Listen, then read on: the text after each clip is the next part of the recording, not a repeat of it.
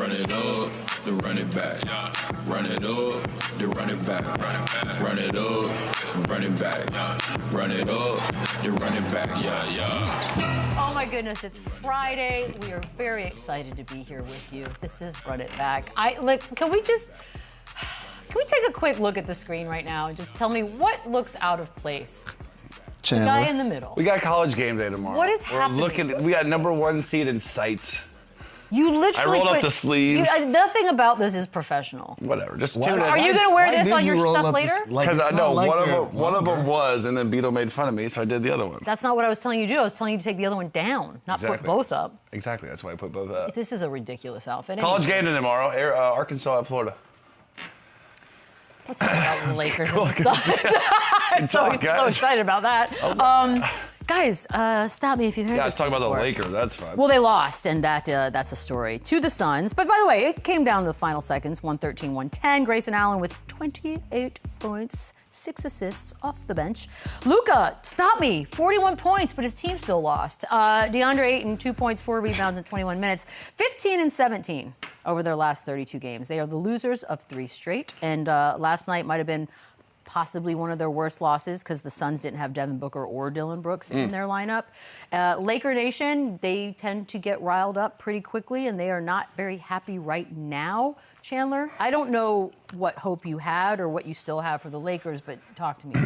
It's not great, and I don't think contending championship run was ever realistic, but I do say I still think they are super talented. I still think they can be hard to guard, but man, they have so many holes. Like, defensively, they are so bad. Their bench has not been nearly as productive as I thought they would. They've been so up and down.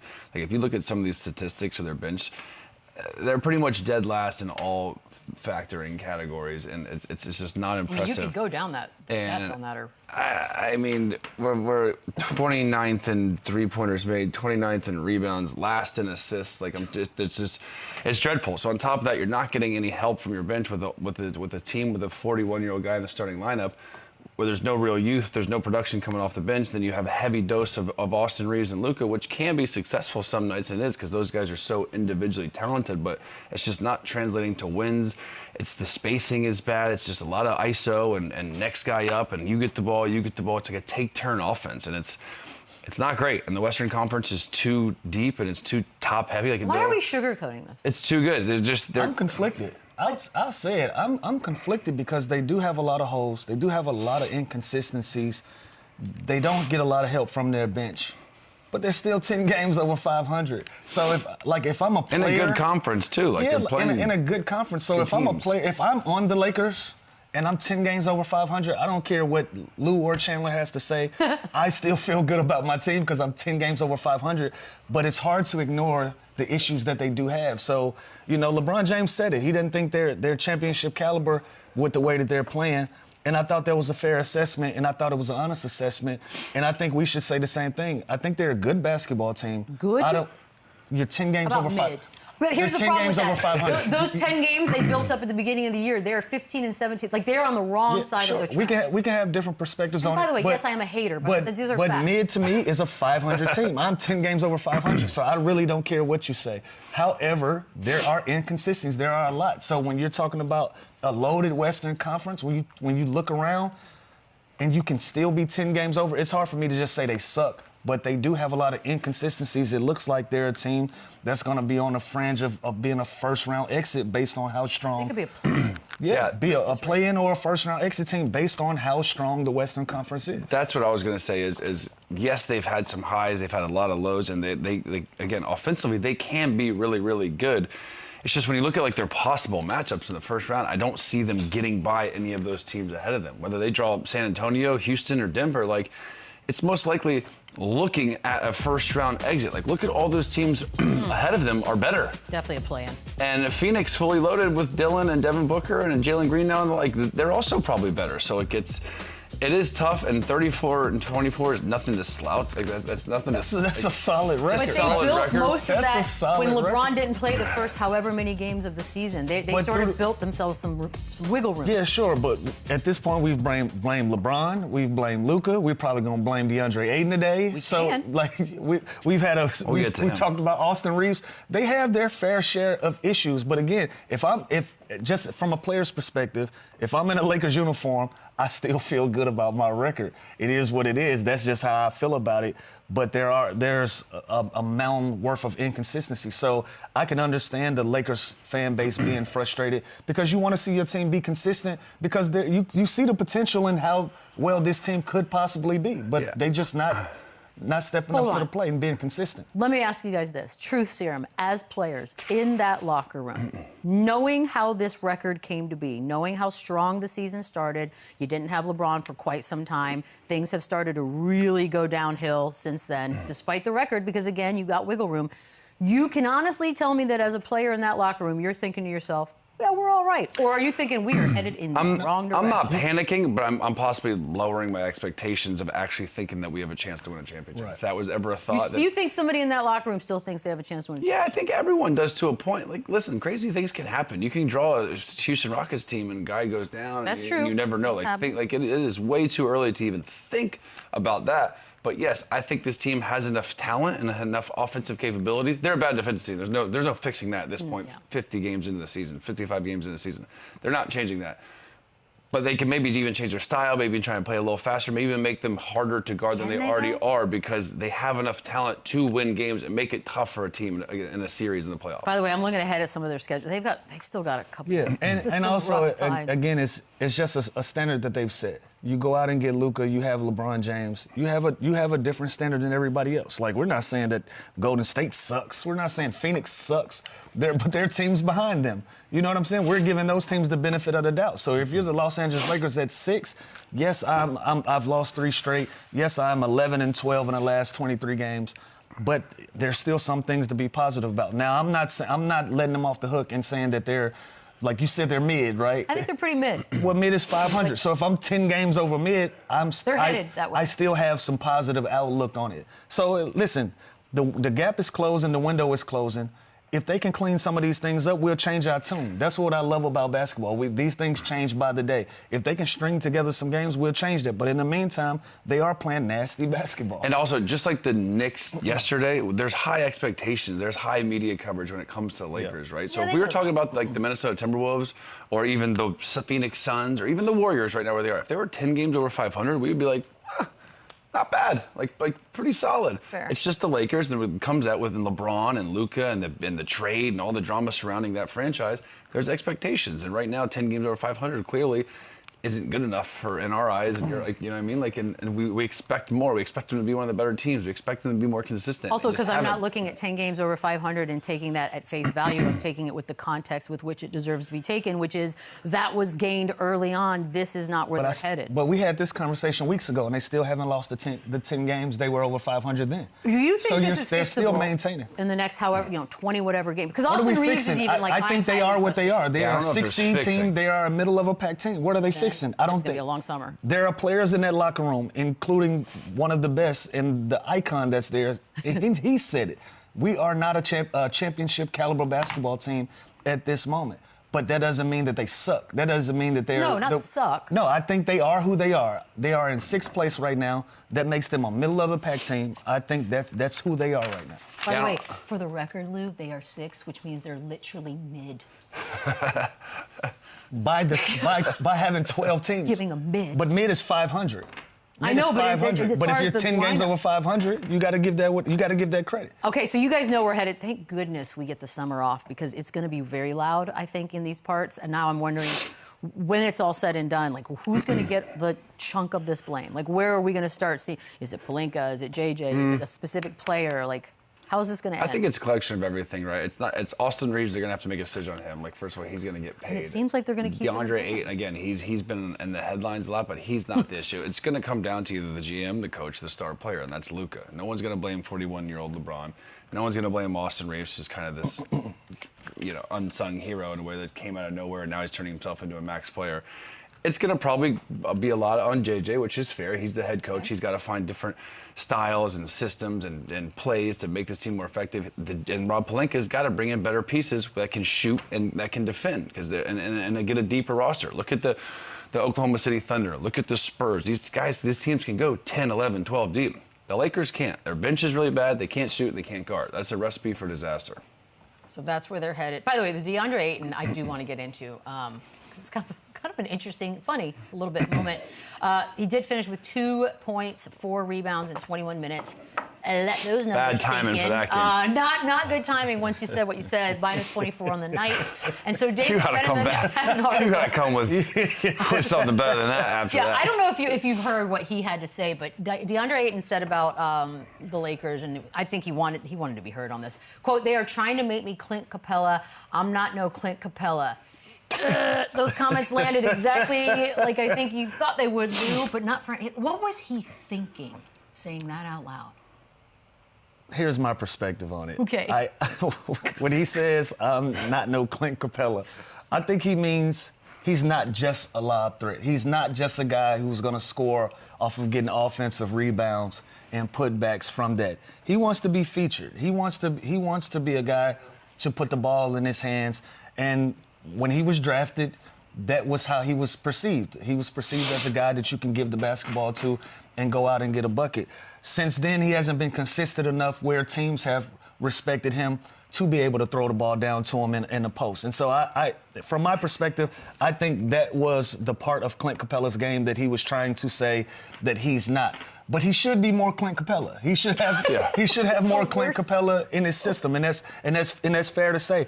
He should be a lob threat. He should be a defense first, a rim running guy, especially with the talent that he's playing with. You're playing with LeBron James and Luka Doncic, both very willing passers, guys that are eager to give a big the basketball. So you should be a lob threat. You should be somebody running the floor and putting pressure on the defense to run with you. And if not, get those dump offs. As far as them giving you the ball back to the basket, I just don't think that's how this team is built. So that's my perspective on the Clint Capella part, because Clint Capella is like a very talented player. There's nothing to sniff your nose at. So I don't know where he was going with that. Probably for lack of a better comparison, he threw Clint Capella out there, but I don't know. I'm not inside of his head. Yeah, I don't know what why? he was thinking, but that's my opinion. I'll tell you this. Why Clint? When I heard it, I thought maybe he's got an issue or something. Like personal. Yeah, like Like Clint Capella just caught a stray out of nowhere. The facts are the facts. Clint Capella's best year statistically is better than DeAndre Ayton's best year statistically. This guy led the league, I think, in rebounds. He had 14 rebounds a game 2 seasons in a row, and he wasn't the #1 pick in the draft. There wasn't expectations for Clint Capella when he came in the league. So I think that is where this comes from. That there's this pressure and expectation that when you're the #1 pick, you're that guy, right? You want the ball. You want to get played through. You want to show your offensive package and show your entire repertoire offensively, really. That's not why the Lakers signed him. The Lakers signed him to be Clint Capella, to rim run, to block shots, to catch lobs, to go average 14 rebounds a game. Clint Capella averaged 17 and 13 one year and 15 and 14 one year. That's exactly what the Lakers need right now. So, again, I don't know if there's an issue with these guys personally. I like DeAndre Ayton. I think he can be so good. He has so much potential. He just needs to acknowledge and realize where he is right now in his career, what team he's on, and what the needs that team needs. Because it's not you play with Austin Reeves, Luka, and LeBron James. They're not playing through you. You're not getting the ball. You're not getting your number called ever. You were to clean up offensive rebounds, tip dunks, be active, play as hard as you possibly can every single night, and I promise you will have success in this team for the next 5-7 years. Like everyone needs a guy. Like, do you think? Let's take it literally. Did JJ Redick say, "Hey, we want you to play like"? It would be so funny if JJ Redick. It would be so funny if JJ Redick said, "Hey, be more like Clint Capella," and then he went and said that. I think I'd like him more. I could see. By the way, I could see JJ Redick doing that. The Lakers are 16-3 when he gets 10+ field goal attempts. So those attempts. 5 of those are effort, Lou, and tip-ins and offensive rebounds. It's not like he's getting 10. I'm on your side. It's not like he's getting 10 ISOs. I'm on your side. The numbers are the numbers, though. I'm just saying. But yes, he should be more Clint Capella. He should play in the short, That's not an insult. It's not an insult at all. It's not an insult at all. Whether it was an insult from DeAndre Ayton's perspective, that's a different thing. But being compared to Clint Capela, that's not an insult. Just rebounds alone. Clint Capela went 8, 11, 13, 14, 14, 12, 11, 11 in his career, and 9. Yeah. That was a shitty year. I can remember hearing, like, hey, we'd love to get a Clint Capela on our team. You know what I've never heard? I'd like to get a DeAndre Ayton. Even points. This guy went 13, 14, 17, 14, 15, 12, 12, 12. Like, he is... Be him, and you'll play more, and your team will win more games. And also, shout out Clint Capela, because he is not deaf or immune to this yesterday.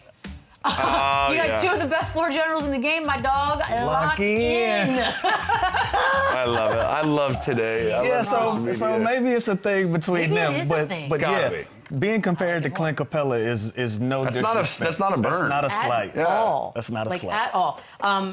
Oh, God, okay. There's also, we're not done with DeAndre Ayton, by the way, because this also came out.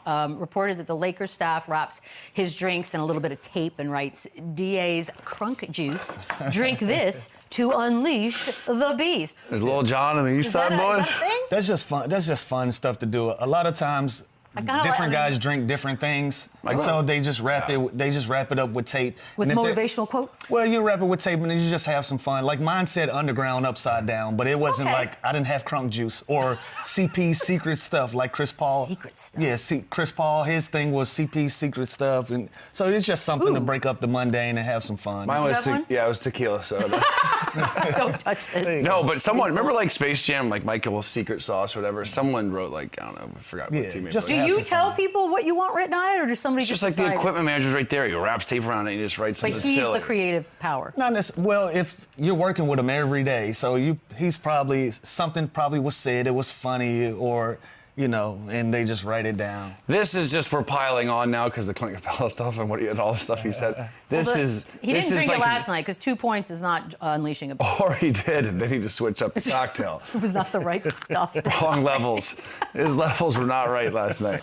But this is just silly stuff. Yeah, but unfortunately, you guys know how this world works. Like once we start we've gotten a little taste of this, I feel like he's going to be the butt of a bunch of stuff now moving forward. Just pay attention around the league. It's a lot more than just his crumb juice, I promise you. That's a lot of guys that got a lot of different... And you know what? I just worry because I don't think that his reputation is one to be mentally strong, and I worry that this is going to be a problem. Is he not allowed to have his own crumb juice? No, I'm not talking about that. I'm talking about the critiquing. Does he not qualify? Here's the problem with he can have all the crumb juice he wants. Here's the problem. Can I tell you what the problem is, DeAndre? As the #1 pick, you want to be the man, you want to be played through, you want to score points. He, at this point, is an effort guy. He's an energy guy. And half the time I watch him play, he floats. He doesn't block out the free throw line. He gives up an offensive rebound. He doesn't do all the little things because he still has in that head that I'm the #1 pick and I'm the guy. And I think he's quicker he gets off of that and understands what the Lakers and what JJ Redick need. And again, this is starting to become a thing. Like in Phoenix, he had some issues, and then you go to Portland, he's making his crunk juice. Crunk juice. But like that, I just wish you would just buy into what he is and what the team needs him now. My pen didn't work. We need some Sharpies out here. Dang it, we'll get them in the break. I'm just curious to see what you're going to write. Rockets Magic, another game we had last night. This was an interesting one. A 19-point deficit is what Houston had to overcome. Kevin Durant with 40 and 8. Reed Shepard 20 off the bench. Shepard. Desmond Bain with 30. Paolo Banchero, we can talk about that in a second here. He finished with 19, 9, and 8. But it's the 19-point deficit in the second half that's obviously the big story. And the fact that those two guys, Durant and Shepard, were a huge part of that. It's interesting to me, and I wonder what you think. Obviously, you don't ever have to want to overcome a deficit like that, but it's the playmaking, the scoring, that seems to be, Lou, where Houston's going to run in some real issues come playoffs. Yeah, but I think they got the guys to do it. It's just a matter of doing it on a consistent basis. And I love the fact that Kevin Durant put his foot down last night, and he had another one of those moments. Y'all know who I am, right? I'm Kevin Durant, and I love the fact that he's there. Now, putting a lot of that pressure on an older guy, sure, I like that, because that's precisely why you go out and go get a Kevin Durant. You go get him to put pressure on other teams. You go get him to go and win you basketball games like this. Now you need your other guys to step in and fill in the gaps. We knew that this team was going to have a different identity when Fred VanVleet went out. Now you have Reed Shepard, and he's doing his thing. But you just need more consistency from your supporting cast and the other guys. I think Kevin Durant is going to be fine. I think Sengun is going to be fine. Reed Shepherd is going to be fine. Now, outside of that, who's going to give you something else? Is it going to be Thompson? Is it going to be some of these other guys? That's the part that you need to understand and go out and figure out if you're the Houston Rockets.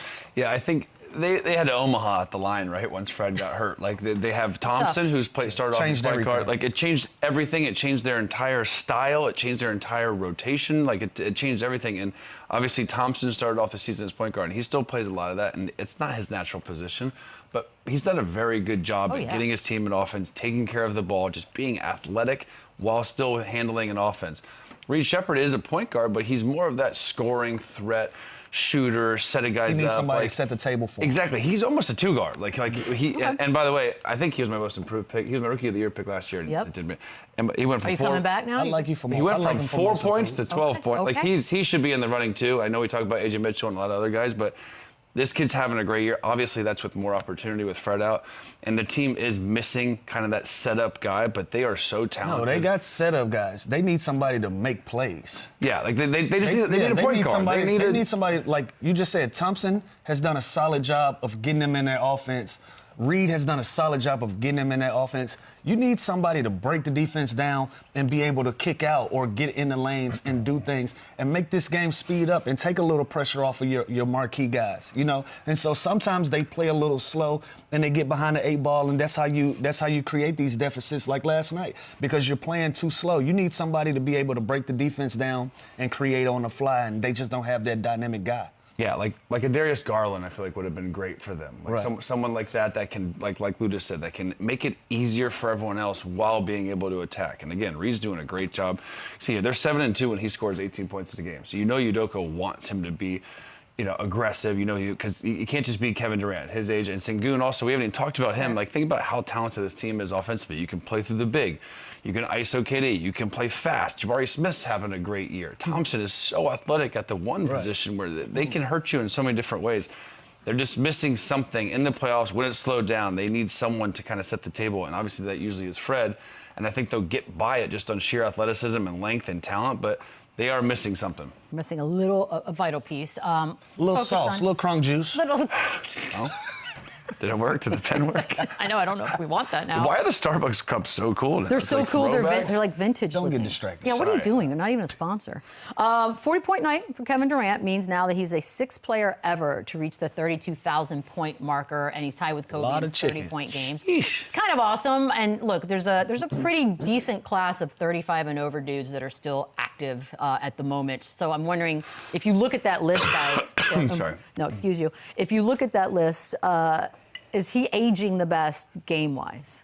I think his game was just always tailored for him to be able to play and have longevity like that. His size, his length, and just being able to get to his spots. Like, Kevin Durant doesn't have to work hard to get a bucket, right? And because of that, he's able to play at his own pace. He's able to do things. He doesn't have to create a bunch off the dribble. Look, one dribble, I'm getting to my spot. One dribble, power to the rim.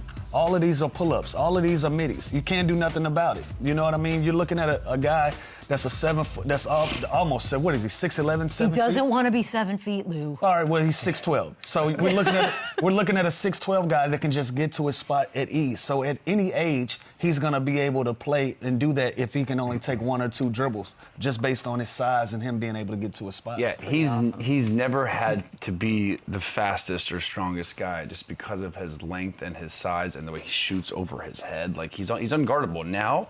He's unguardable 10 years ago, and he's unguardable in 5 years, even when he loses that step and he's not. Because guess what? He's going to be able to put his back to the basket, jab. He might have to alter his game a little bit and go a little off the block, go a little more post up. But, like, one guy that's not on there is Steph Curry. He's another guy, like. He's a 35 and over. He's in that group. Oh, he is. Yeah. So, this is the actual official list, but the guys currently playing. So I think Steph Curry and Kevin Durant, those are James 2 guys Harden, that are going to age. DeMar, Jimmy. Yep. Yeah, Steph and KD are the guys that are going to age the best to me because Steph Curry, I don't care if he's 47 years old. He can shoot the ball from 30 feet. No kidding. And Kevin Durant, his size and length isn't going anywhere. It's not like he's shrinking. Yeah, he's not that old. But those 2 guys are going to be able to. They can play. That's what I'm saying. I want both of them on Team USA. I'm not bringing it up again. But they can be this version of themselves for the next 5 years if they want. They've never like been golf. the fastest, strongest guys, so when they lose that step, they're still going to be productive. Yeah, their skill set ages very well. I know, like, longevity is, as far as the most points ever, that's a different topic altogether, depending on how long you play and all that. But as far as scorers that you are scared of, like the lethal scorers of all time, where is he? I think he's number one. He's one. I Okay. think he's number one. Again, everything I just tiers. said. His handle, his size, his versatility. There's no way to guard this man. You can be physical with him. That's He's fun faster footage. than you. You can play off him. He's one of the best shooters of all time.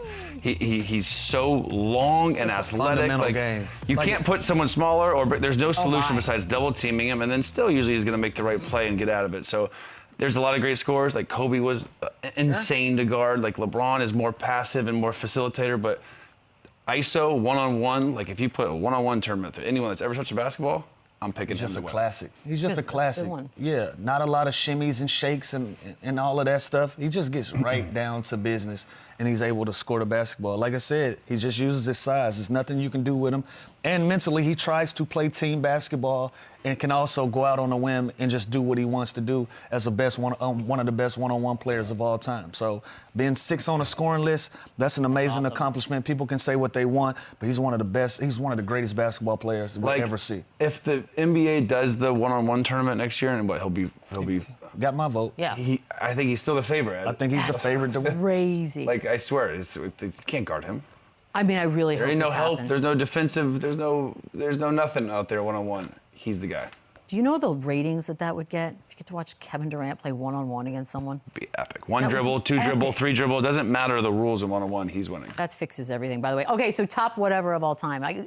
Chandler's real big on history, too, so he's going to want to include all the greats. I think he's already top 10. Top 10 I think of all he's time. right there. I don't know how many more guys he can pass, because again, now we're getting into some real legends, but I think he's the best scorer of all time. I think he's the most versatile. We've never seen anybody really like him till Wemby, and he's way more advanced offensively than Wemby is right now. So, again, it depends on how you vote and the resumes, but talent-wise, career-wise, basketball-wise, he's top 10 basketball player of all Top time. 10 of all time. He's top 6 of all time. Yeah, and I won't even argue that. Ooh, top 6 of all time. Only because he's... Give me 1 through he's 5. Yeah, give me 1 through 5 so I can get the a picture. 5 guys that's in front of him with 32,000 plus points. Oh. Wait, throw that up there again? Because I feel like that eliminated a few people that maybe it wouldn't have. I hope. Yeah, sure, but Well, Steph Curry and all of those guys, but There's no way There you you have go. Karl Malone ranked ahead of Kevin Durant. Honestly? That was a lazy pick. I'll say top 5 then. wait, who did? What are you going to do? Jordan. Wait, top 5. Who did he knock out on this He list? knocked out Karl Malone for knocked sure. me out. I'm And fine probably with that. if I know Lou, number 2's I'll up out probably of there. take Kareem out of there. I know, I was going to say. I feel like So we got did this. LeBron, So he's top Michael, 4. He's top 4? Kobe, Yeah. Kevin Durant. Yeah, but we got to put Steph Curry in this conversation. But again, these lists are subjective. They're You're gonna change. ageist. No, Those are like all I'm contemporaries. because I've never seen a lot of these guys play, and I think we put some of these people on our list just to please other people's I agree with that. opinions. Societal pressure. Yeah, societal pressure. Yep. I've never Like Larry seen Bird? some of these guys play. I've never seen them Magic. play. In Never fairness, seen them play. Chandler Oscar did, Robertson. Never seen them play. Chandler did say he watched a lot of Larry Bird Telling highlights. you. So he has Do been yourself a doing favor, his watch some research. Bird highlights. There you go. There's your advice for the weekend, kids. We're going to take a quick break. More Run It Back on the other side. Top 4. Run it up, then run it back.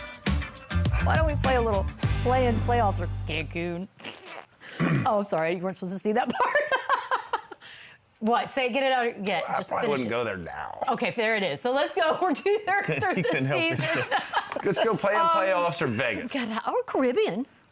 Turks and Caicos. Why are we pretending that's not a thing? I don't understand what happened. Anywho. You know, one time I went to Cancun All-Star Weekend and made merch and called it Cancun. That's not a joke. Do you feel good about yourself right now? No, but I'll bring you I'm talking like koozies, hoodies. Enough. Everything. None of these words are good. I'll bring you guys some drip. Eastern Conference. Let's start with the Atlanta Hawks, shall we? 9th in the East. Let me give you some of the facts. 29-31. You guys have talked so much about the Hawks and how exciting in the future and all the things that they have currently going for them. I'll start with you, Chandler. Play-in, playoffs, or CANCUN? Play and play in, and that's more to give credit to Philly. Like I love they're it. going to continue to win games. Toronto's better than we thought, so I think those 6 teams, honestly, Orlando might have a chance to make a little noise there, but I think Atlanta's a team that not only do they get in the play-in, they advance, they lock in one of those 7 or 8 seeds, and again, then it's going to be a dogfight, whether it's Detroit, Boston, New York, whoever they might match up with. But this team, I love the Kuminga trade. When they're healthy, they're so athletic. They have so many defending, versatile wings that they can do some damage. And even if it's not this year, I love the fact that they made the move, and they'll be solid next year. But I think they're a play-in team that locks in a 7 or 8 seed. Okay. I'm with Chandler. I think they're a play-in team. They're gonna run into a wall with Detroit or Boston, but I like what they're building. I like the pieces that they have. I like them going out and getting Kuminga.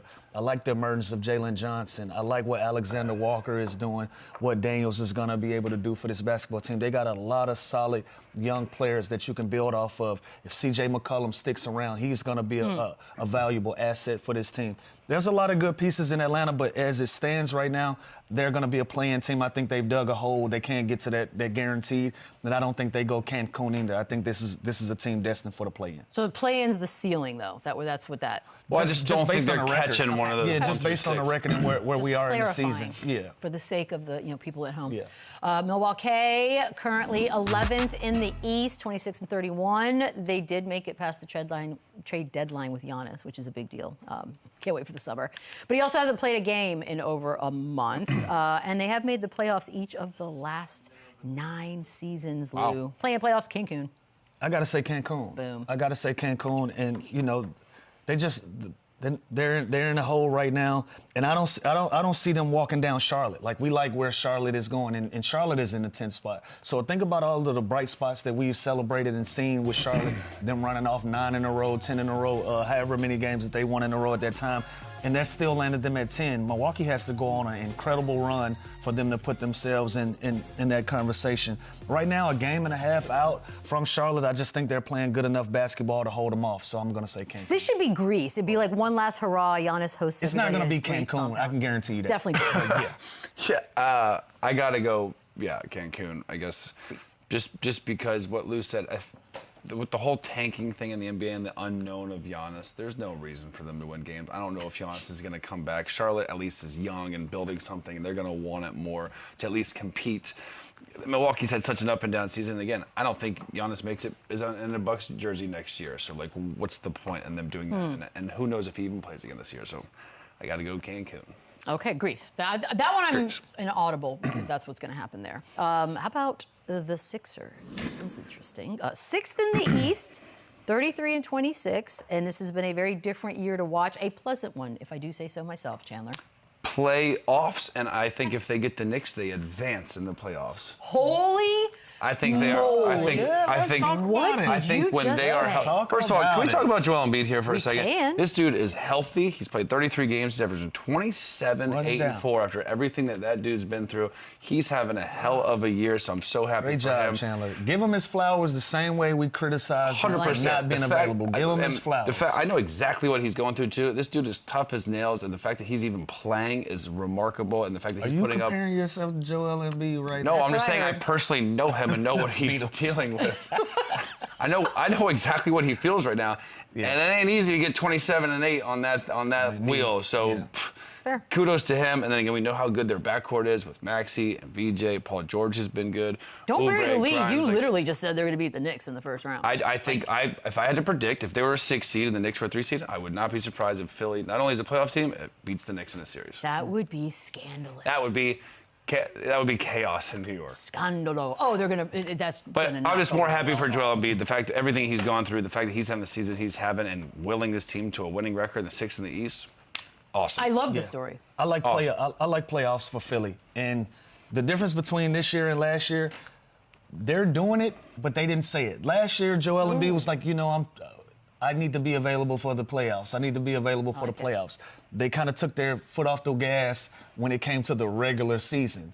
Now, I think they're still doing that, but he's available, and nobody said anything, so they haven't set any expectations for them. I think so, like Chandler thinks, they can sneak up on somebody. They can be a team that can be very disruptive come the playoffs because nobody's really putting any pressure on them to be a great basketball team right now. So I do like them at the 6th seed. I do like them as a playoff team, and I do like them being a scary out for somebody. I wish we could fast forward. The one you guys have both sort of touched on, the Charlotte Hornets, currently 10th. And we know what they've been doing as of late, and it's been kind of a fun. They're one of the hot teams in the East, winning 13 of their last 16. Like, you can't make it up, Lou. I say play in. Okay. I say play in, but I'm excited for the play-in now. I like the teams that are involved in this conversation. So, you know, the play-in used to be a thing that you can kind of be mad about. I just saw Bam Adebayo kind of be upset about their position and where they are in the season. He doesn't want to be a play-in team. The Miami Heat doesn't want to be a play-in team. But right now, the teams that are there are trending in the right direction. I think there's a big gap between the teams that are going to make the guaranteed spots and the play-in teams based on some of these teams creating deficits for themselves early in this season. But I like where we are. I like the fact that Atlanta is going to fight. I like Miami in this mix. I like Orlando in this mix. Like, this is a play-in tournament that I wouldn't mind watching. So I know these 4 teams hate the fact that they're there, but I love the fact that they're there because this is going to make for some good television when this tournament starts up. Yeah, and like Lou said, I don't know who's going to win those games. Like that's going to be highly competitive. They're all going to want it. There's no point in losing those games now at this point. You're already in it. You're here. You might as well compete and play. Might as well do it, yeah. And again, anything can happen once you get in that playoffs. I agree with Lou. I think they're a play-in team. They're young. They're fun. Also, CANCUN last night breaks the record for most threes for a rookie. Awesome. He's a stud. He's going to – so they have – like, again – they used to almost be like a laughing stock. At least, well, it used to be like, oh, these teams are so under 500. What even is At this? least now they're a team with like a future. Kind of real. Like this now is they have plan. Pieces. They have future potential you can see stars. It. You can see the light at the tunnel. I love them getting Kobe White at the deadline. Like they're solid. Like they're just. Remember someone got drafted a couple years ago, and the guy said that he's 3 years away from being 3 years away. They're a little closer than that, but they have like Brandon Miller. I want Brandon Miller. He's a stud. Yeah. Bridges, Ball. Like you hear about them at the trade deadline. Who knows what happens? But at least they have the infrastructure now of a good franchise. Yeah. Okay. Shall we go to the West? We shall. We shall. Golden State Warriors, right now in the 8th spot, 31-28. They're above 500, and they've had some, losing Jimmy Butler ain't easy. Well, let me ask you this, Chandler. Play-in playoffs, or where would they go? Turks and Caicos. I think it's a play-in team, and again, just like the Eastern Conference, this is going to be a tough one too because we pretty much know it's going to be these 4 teams: Clippers, Blazers, Warriors, Suns, and then that's fun too. Who knows, the Lakers, they might. Look at that. They might slide down there as well. The West is almost locked in. But besides the Lakers falling down like a the West spot, is almost locked in. Timberwolves aren't going anywhere, so it's those 5 teams. I think they're a play-in team again. Getting off the Jonathan Kuminga situation, losing Jimmy Butler, that hurts. Draymond Green, Steph Curry, and a bunch of young guys that they're trying to kind of groom. It's tough, but I think they're going to be a play-in team, but I don't know how much noise they can make. Yeah, give me play-in as well. But I feel a little differently than Chandler because I just feel anytime you have Steph Curry, you got a shot. I just feel like that, and this comes from a guy who's been knocked out of the playoffs a couple times by Steph Curry. So he always got a shot. But where they are in this season, based on the standings and Jimmy Butler going down, Jonathan Kuminga is out. Even though he wasn't in the rotation, now you don't have that distraction anymore. A lot of things are lining up for them, but based on where they are in their scheduling and what their record is, they got to go play in right now. By the way, we're going to jump to the Lakers real quick, because the odds just stuck out to me for a second, and I thought it was kind of interesting. Yeah, they are at 6th in the West. We talked all about this. They're above 500, all those good things. However, those odds for the playoffs? Look at okay, so talk to me. And we know that the Suns are right there, so this is going to be a battle. What's crazy, Lou? I was going to go play in, honestly. I think Phoenix might catch him if Devin Booker and Dylan Brooks coming back. Okay. Look at those odds. If we're going to odds, though, I got to go. I'm going play-in, plus 175. I think Phoenix Suns, when they get fully healthy and loaded, I think the skid that the Lakers are on right now, and again, we can't really fix their defensive woes. They can't fix their bench now. What's so a it's woo? Like I don't know. It's got I don't know. I thought you should let that one slide. I will never. Again, if the Warriors have a chance with Steph, the Lakers have a chance with Luka and LeBron James. So they have a chance, but I just think that they're unfixable at this point. They are who they are, and the Phoenix Suns are a more versatile, tougher, defensive-minded team, and I think they catch them. So I think they're a play-in team. Play-in, okay. They're going to get in, and they're going to be a 7 or 8 seed, or even a 6 seed if they happen to make the playoffs. But yeah, that's probably it. I say playoffs, though. Okay, you do. Yeah, I You say. think they hold the ground? Yeah, I say playoffs be because a battle. with all of their woos that they do have, it took Royce O'Neal to bail Phoenix out last night. So they're still in. Listen, we can fight all day about them being a mid team or whatever. They're still 10 games over 500, and they've been 10 games over 500 for a long time of this season. So I feel like they've consistently showed us that's who they are. They're a 5, they're a 6 seed team, and I think they stay there. So I like players. You think they're going to finish 10 above 500? By the way, I'm just looking up Devin Booker injury update because he, is coming back. It's looking like it. I mean, they've been there for. God, how boring. I'll tell you what, Beats, for your 2 months for now. your Spurs, I don't like any of these. Like, obviously, I think they're going to be the favorite, but like that sucks having to play like the Lakers. Who would you like the Spurs to play? First round. Tell me more. Oh, no, I'm saying no matter who they draw is going to be tough. I'm not worried about it. Does this look like the face of a worried person to you? No, it isn't. No woos on this lady's face. We're going to take a quick break. We'll run it back on the other side. Run it back, run it up, run it back. Believe it or not, we're about a couple seasons into the whole 65-game rule concept theory, everything that's going on with that. Actually, no, it's real. So this season alone, I'm going to run off the names of the dudes that are ineligible. Giannis, LeBron, Steph Curry, Austin Reeves, Joel Embiid, Jalen Williams, all out, cannot qualify for anything. At this point, Jokic, Wemby, SGA, Kawhi, Anthony Edwards, and Luka are on the line, some closer than others. It will be very interesting, especially where the MVP race is going to be concerned. Chandler, we're in it. How do you feel about it? I like it because it holds the players a standard and a level of consistency that they at least have to play the majority of the games. Now, where it gets a little gray is like an SGA where he has to have 3 games left. He can't just Josh Allen start the game or Mikal Bridges and sub in. And he had a legitimate injury. Exactly. He has a legitimate injury. He's not just doing this to not play. Obviously, he wants to be on the floor. He's got to play a certain amount of minutes to still qualify. It's not just games played. So that's where it gets a little dicey, and there's always going to be some sort of adjusting to that rule, no matter if that was 75 games or 70 or 50 or less. There's still going to be kind of all over the place with it. I just do like it for the accountability. I like it for the fans to see the star players playing consistently every single night.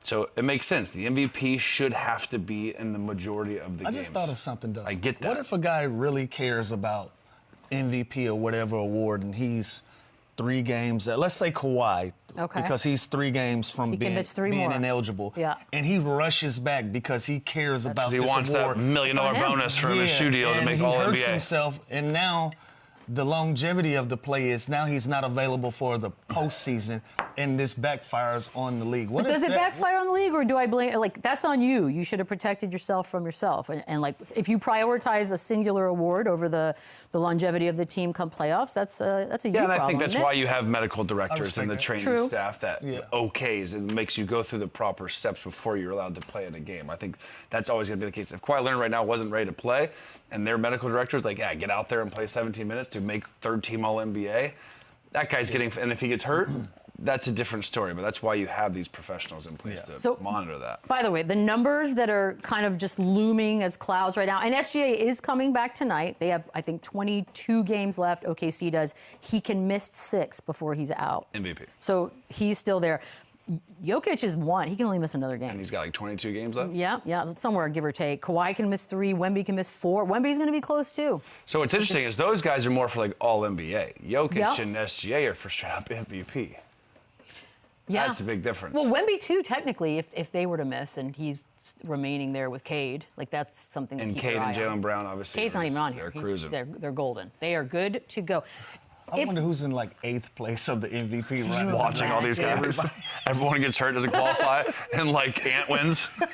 That would be somebody is in 8th place. That's gonna happen though. One of these years. Think about it. If none of those guys qualify, and like Anthony Edwards just sitting there and plays 66 games, he's just gonna get handed the MVP because the other guys played 62 less games. And he specifically would be like, this is weird. Imagine if SGA played 64 games. Yes. Missed it by 1. Because you have to have a cutoff somewhere. I know, and I get it. Right now we're looking at Jokic. That's the reality for Jokic. Right I'm going to guess Jokic is going to be ineligible come the end of this season. I can't imagine he plays. I'm guessing the same thing. Right? One Like, just doesn't seem like a lot. Like think about when you get to the end of the season and you're a top seeded team. Right. And Take some time. guys take games off. Yeah, like SGA. I can see that. He can't. It's almost a good thing the Spurs are catching the Thunder.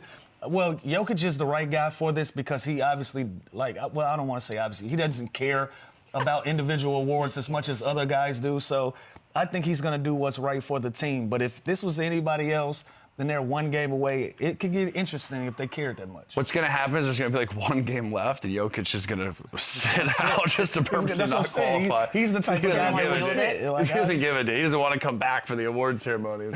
So here's what's, I think, kind of fascinating, because, one of the biggest gripes whenever we make rule changes in any sport, whatever league you want to talk about, is what it does to the historical context of everything, right? So to kind of put perspective on this, LeBron James would have been ineligible for 4 of his All-NBA accolades if we had the 65-game rule in effect. So that being said, A, do we think this sticks around? And B, what is this doing for, like, sort of the future history books? I think they, all the future stuff is changing now, especially even with All-Star Weekend. Think about that. Like the All-Star Weekend MVP, Anthony Edwards, maybe he wouldn't have got that if it was just East versus West.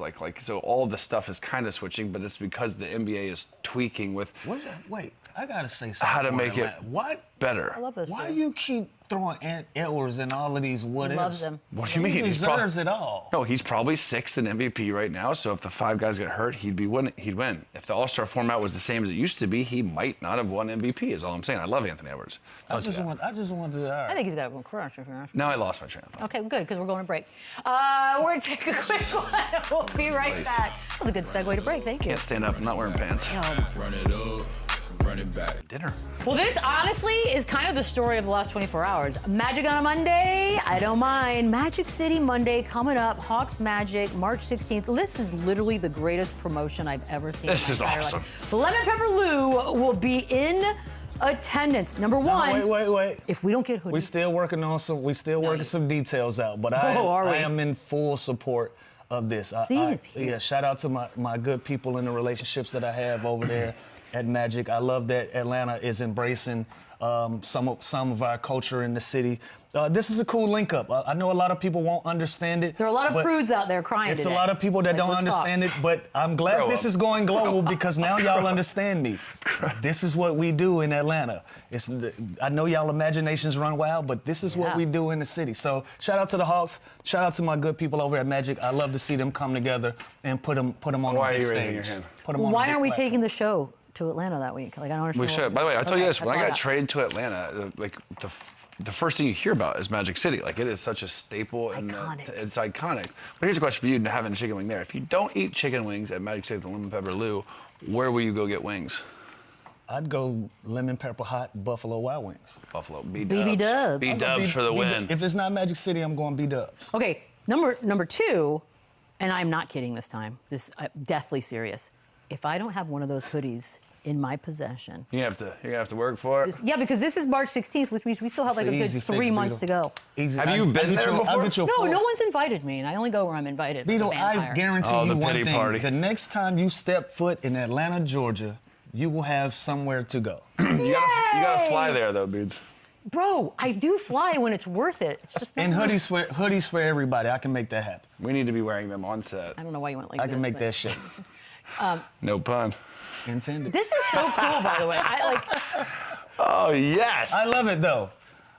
We're not done? Yeah. I don't know. We got 15 seconds. Oh, it's Friday. Any good plan? Are we all Lou good? will walk so Magic City could run. Yeah. The next hoodie logo will be that. See you guys next week. Have a fabulous week. We'll see you then.